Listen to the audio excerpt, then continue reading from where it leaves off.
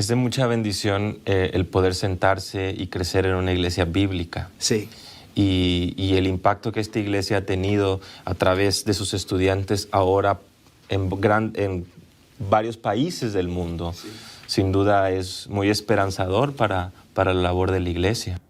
Yo recuerdo, hermano, la primera vez que vine acá. Y yo estuve sentado ahí en la capilla, ¿no? Los seminaristas estaban ahí, todos reunidos. Y John MacArthur habló a los seminaristas con bastante pasión. Y él dijo, ustedes nunca deben olvidarse. Están aquí para estudiar la Biblia, para vivir la Biblia y para predicar la Biblia. No hacemos otra cosa acá, ¿no? Estudiar, practicar, obedecer y proclamar. Y en el día de hoy es lo que necesitamos. Y aquí en este lugar siempre va a salir de este lugar una proclama clara, ¿no? Y bíblica, sin confusión. No van a decir una cosa y hacer otra cosa, ¿no? Es un ministerio íntegro. Sí. De manera específica, en la iglesia, muchas personas han sido atraídas por muchas cosas porque sus sentimientos o sus emociones juegan un papel importante al momento de tomar decisiones.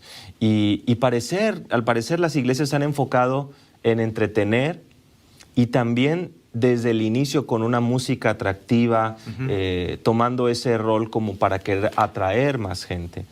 ¿Cómo es que percibe esta situación? Hermano, nunca debemos usar medios carnales para atraer a hombres carnales. Nosotros tenemos la responsabilidad de predicar las Escrituras y no solamente predicar las Escrituras. Según Colosenses capítulo 3, 16, 17, no solamente predicamos las Escrituras, debemos cantar las Escrituras. Y una prédica tiene que ser bíblica o es herejía.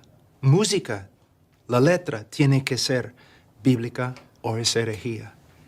No podemos simplemente cantar porque mueve las emociones. Tenemos que predicar porque edifica la mente, porque nos instruye, porque nos santifica. No, mira, si un incrédulo puede entrar en la iglesia y divertirse durante el tiempo de alabanza, hay problemas. Hay problemas, hermano. Y todos hablando de la presencia de Dios y los incrédulos están allí felices. Hermano, cuando la presencia de Dios de verdad es una realidad en la iglesia, el incrédulo no va a sentirse cómodo hasta que se arrepienta y cree en Cristo. ¿Qué es adoración? Primeramente, necesitamos reconocer que podemos adorar sin conocer a Dios. Cuando Cristo estaba hablando con la mujer samaritana, Él le dijo que los samaritanos estaban adorando a un Dios que no conocían. Mira, en muchos casos la alabanza es simplemente un tiempo de idolatría. ¿Por qué? Si voy a una iglesia, ¿no? Y yo digo a cada persona que está ahí, okay, yo te voy a dar una hoja y un lapicero. Escríbeme los atributos de Dios en la hoja y define cada atributo. La mayoría de las personas que están en la iglesia no van a poder hacerlo. Pero adoran a Dios con tanta emoción. Están adorando a un Dios que no es necesariamente el Dios de las Escrituras. Juan Calvino dijo que el corazón humano es una fábrica de ídolos. Entonces, mayormente lo que pasa en la ausencia de un conocimiento bíblico de Dios, la persona hace un Dios a su imagen y adora el Dios que han creado. ¿Me entiendes? Muy peligroso. Pero la culpa ¿Quién tiene la culpa? Los ancianos, los pastores. No es la culpa del director de música, porque si él está haciendo cosas antibíblicas y los ancianos no hacen nada, es la culpa de los líderes, de los pastores de la iglesia. Y demuestra, no solamente que el director de música no teme a Dios, sino demuestra que los pastores no conocen a Dios, no entienden las escrituras o no temen a Dios. Se me viene a la mente el relato del becerro de oro. Sí. El pueblo le pide a Aarón que le haga un Dios, y él mismo le dice, aquí está el Señor que los sacó de Egipto. Ellos pensaban. Hermano, usted tiene razón, porque de nuevo es la culpa de los pastores, porque no están predicando las escrituras, no están enseñando al pueblo quién es Dios. Y cuando hay una falta de conocimiento de Dios, el hombre va a crear su propia imagen, una imagen, un ídolo. Entonces la adoración es un don precioso que el Señor nos ha dado. Pero no tenemos ningún derecho de adorar a Dios conforme a nuestras opiniones. Especialmente cuando nuestras opiniones no están influenciadas por las escrituras, sino por la cultura. Yo he entrado en iglesias, hermano, y yo estaba ahí pensando, ¿estoy en una iglesia o una discoteca? No debe ser así. Santidad, reverencia, el temor de Jehová, no, debe ser lo que controla nuestra adoración. Quisiera hacerle un par de preguntas que normalmente como creyentes tenemos. Sí. Y una de esas preguntas vendría a ser el motivo de esta página web. Oh, okay. Y la página web trata de ser histórica, enseñarnos a través valga la redundancia, de la enseñanza a través de la historia de los padres, de los reformadores, de los puritanos, Sí. y de otros pastores modernos. ¿No? Entonces, ¿por qué vendría a ser relevante esto para nosotros? Bueno, primeramente, cuando hablamos de la historia de la iglesia, estamos hablando de la historia de no una organización eclesiástica. Estamos hablando de una línea de creyentes verdaderos desde el comienzo. Y cuando hablamos de la historia y los grandes hombres y mujeres de la historia, de ninguna manera estamos poniéndoles al mismo nivel con las escrituras. Solamente la Biblia es inspirada por Dios y infalible. Solamente la Biblia. Pero nosotros tenemos que darnos cuenta de algo. Hay hombres que dicen, bueno, yo no estudio ningún libro, solamente leo la Biblia. Pero la Biblia es infalible, pero el hombre que está leyendo la Biblia no es infalible. Y de una forma lo que él está diciendo demuestra un orgullo o quizás una ignorancia muy grande.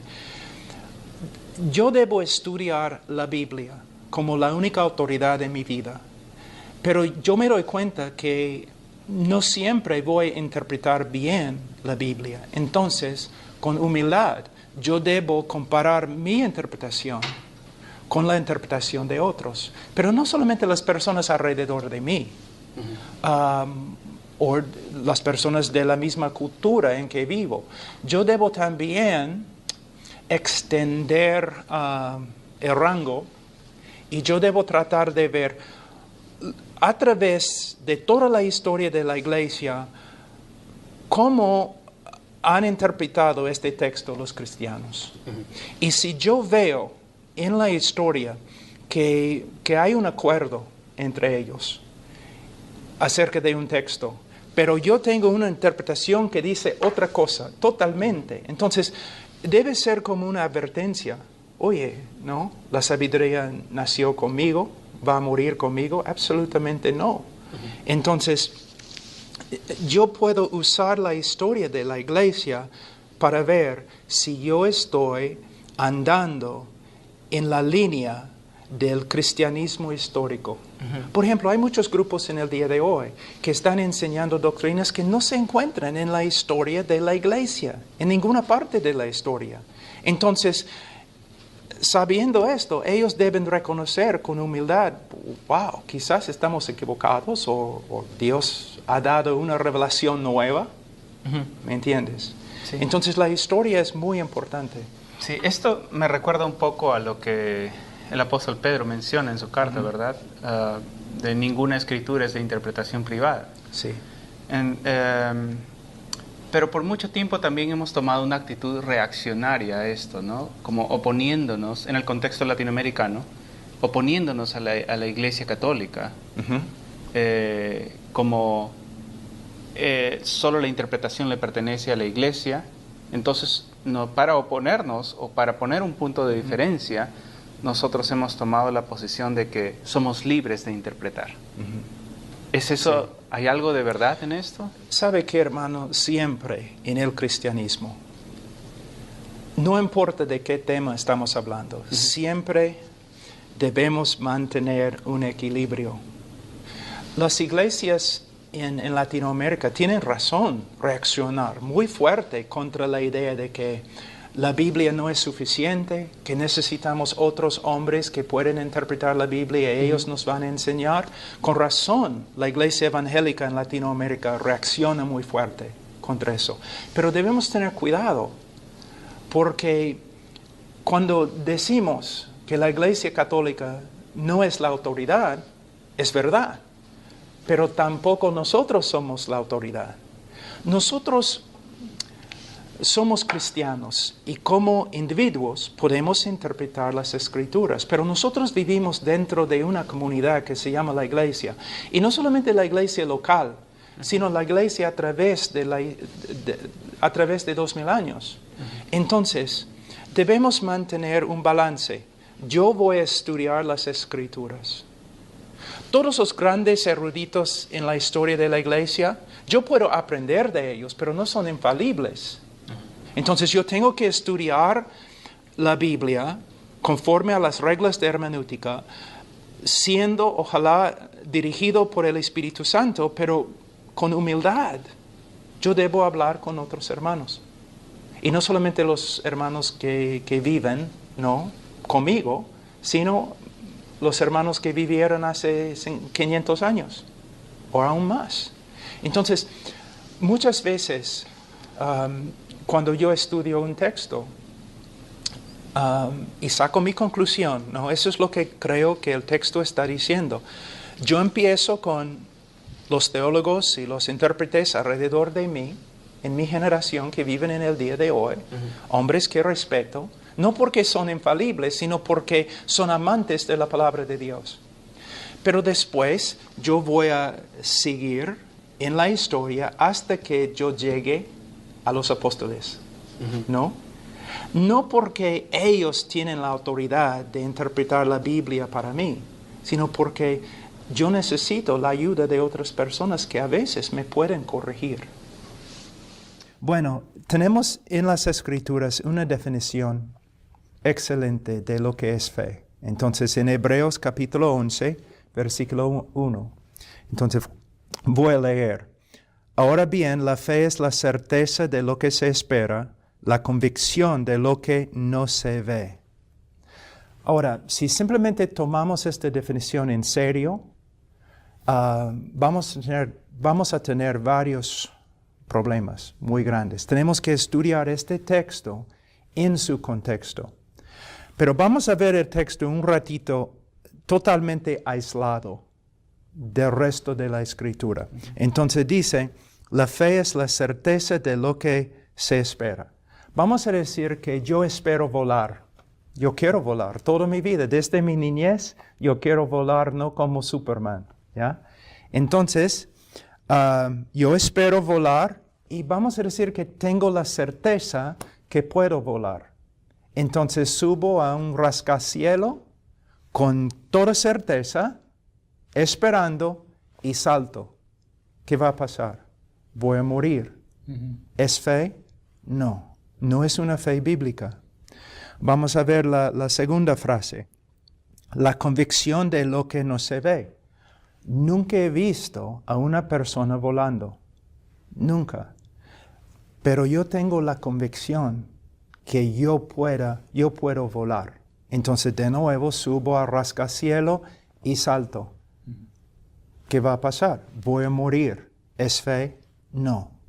Entonces este texto aislado del resto de la Escritura, ¿no? Podemos sacar algunas conclusiones no muy bíblicas. Lo que tenemos que ver es lo siguiente, el lugar de la palabra de Dios. Y cuando digo la palabra de Dios, estoy hablando de las Escrituras, lo que está escrito en las Escrituras. ¿Cómo puedo tener la certeza de lo que yo espero? Porque Dios lo ha prometido en las Escrituras. ¿Cómo puedo tener la convicción de algo que nunca he visto? Por ejemplo, yo tengo una plena convicción que el cielo existe. Nunca he visto el cielo, pero yo tengo una certeza muy fuerte. ¿Cómo? La palabra de Dios lo dice. Entonces, no es posible tener una fe bíblica a menos que entendamos la palabra de Dios. A menos que estudiemos la palabra de Dios y interpretemos la palabra de Dios correctamente. Es absolutamente esencial. Ahora, voy a darte otro ejemplo. Hay muchas personas en el día de hoy que basan su fe, su confianza, quizás en la palabra de Dios, pero también en otras cosas. Por ejemplo, sueños, visiones, profecías, impresiones. Es muy peligroso, porque hay solamente una palabra inspirada, infalible, y es la palabra de Dios. Y voy a darte un ejemplo muy práctico. Vamos a decir que soy pastor de una iglesia, hay una mujer en la iglesia y su esposo le ha dejado, ¿ya? Meses. Él está quizás con otra mujer. Y ella está muy, muy triste, sufriendo depresión. Pero un día, después de meses, ella entra en la iglesia totalmente feliz, llena de confianza. Y yo le pregunto, hermana, ¿qué pasó?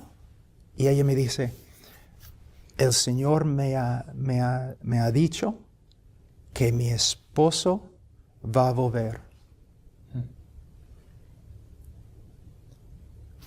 ¿Puedes ver el problema? ¿Cómo sabe ella que el Señor le ha dicho? ¿Ves?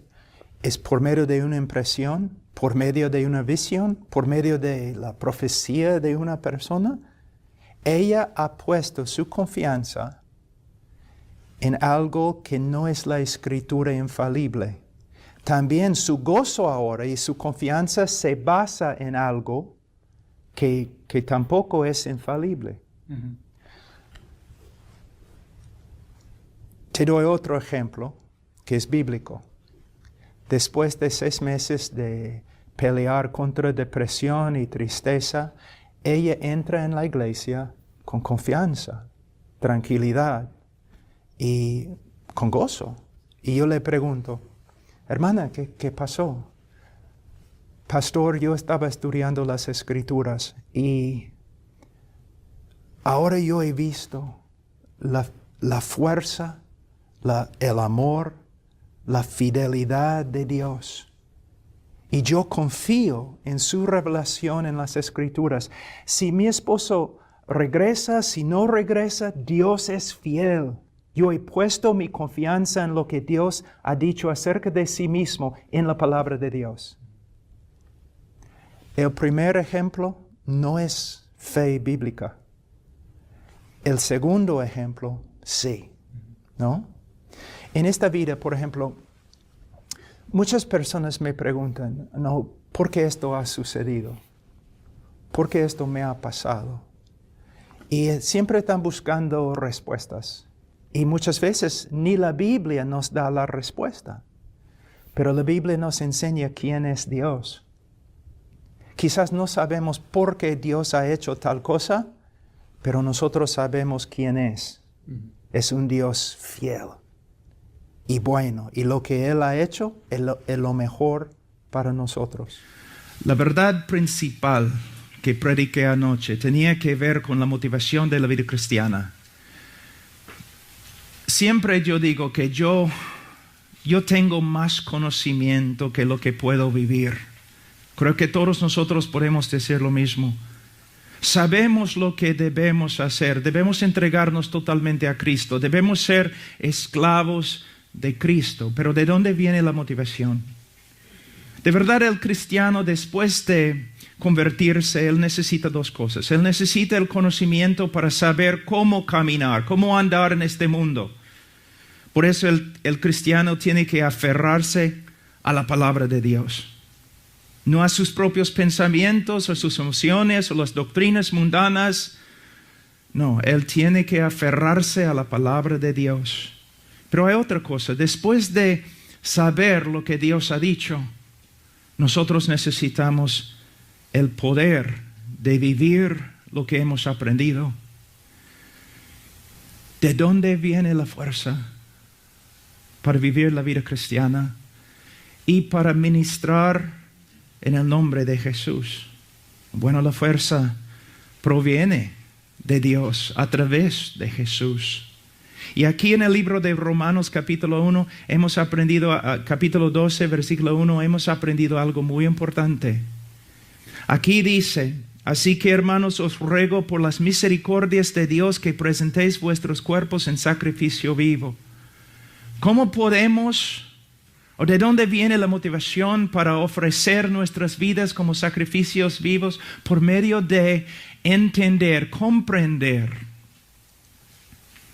las misericordias de Dios reveladas a nosotros a través del Evangelio de Cristo. Y anoche concluimos que el trabajo más grande del cristiano y el trabajo más grande especialmente del pastor, del predicador, es minar, estudiar lo que las Escrituras revelan acerca de la persona de Dios y su obra a través de Cristo, y vivir en el poder de este conocimiento. El trabajo del pastor es estudiar, crecer en su conocimiento de quién es Dios y qué ha hecho Dios a favor de nosotros por medio de su Hijo, y enseñar este conocimiento al pueblo de Dios.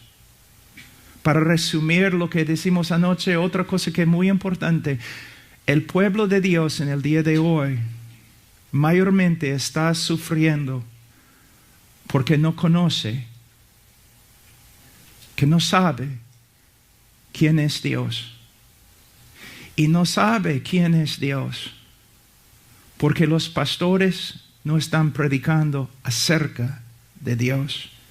Y mayormente no predican acerca de Dios porque ellos mismos no han estudiado la doctrina de Dios. Y no solamente la doctrina de Dios, pero hay otra cosa. Mira lo que hemos hecho en el día de hoy. Ciertamente la revelación más grande de Dios a través de toda la historia, a través de las Escrituras, es la revelación de Dios en el Evangelio. Pero mira lo que hemos hecho. En el día de hoy hemos reducido el Evangelio a solamente 4 leyes espirituales. Entonces, después de leer un folletito acerca del Evangelio, todos creen que saben lo que es el Evangelio. Tratamos el Evangelio como una verdad para los nuevos creyentes y luego debemos ir a otras cosas más profundas. Es absurdo pensar así, porque según las Escrituras, el Evangelio es la revelación de Dios más grande en las Escrituras. Mira, todo el mundo me pregunta acerca de la segunda venida. O como Spurgeon voy a decir que yo no sé mucho acerca de la segunda venida. Pero yo puedo decirte esto. En el día que Cristo regresa, tú vas a entender todo acerca de la segunda venida. Pero te digo otra cosa.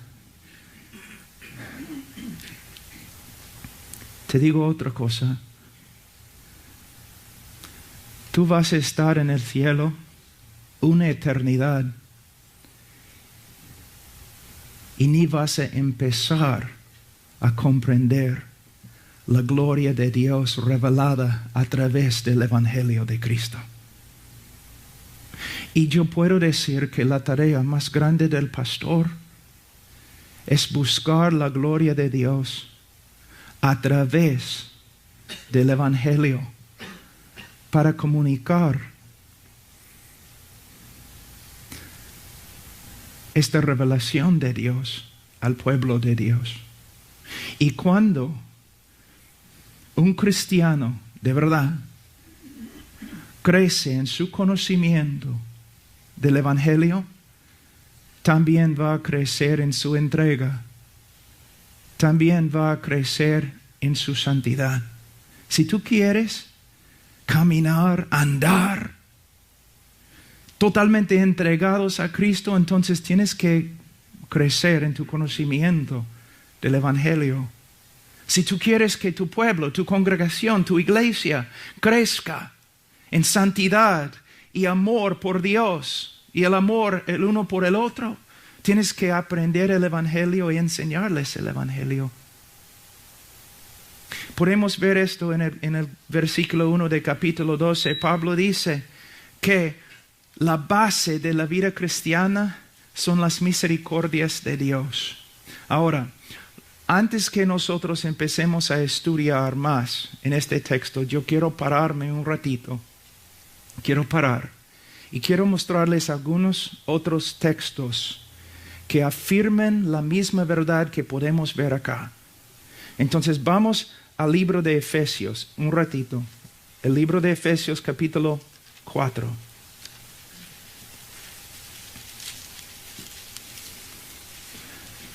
Antes de leer, anoche decimos que se puede dividir el libro de Romanos en dos secciones.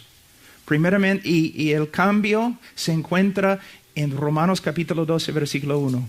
En los primeros 11 capítulos, el apóstol Pablo está describiendo las misericordias de Dios que se revelan a través de la persona de Cristo. Después de enseñarnos todo lo que Dios es y lo que Dios ha hecho por nosotros, Él nos dice, ahora debemos vivir de esta manera.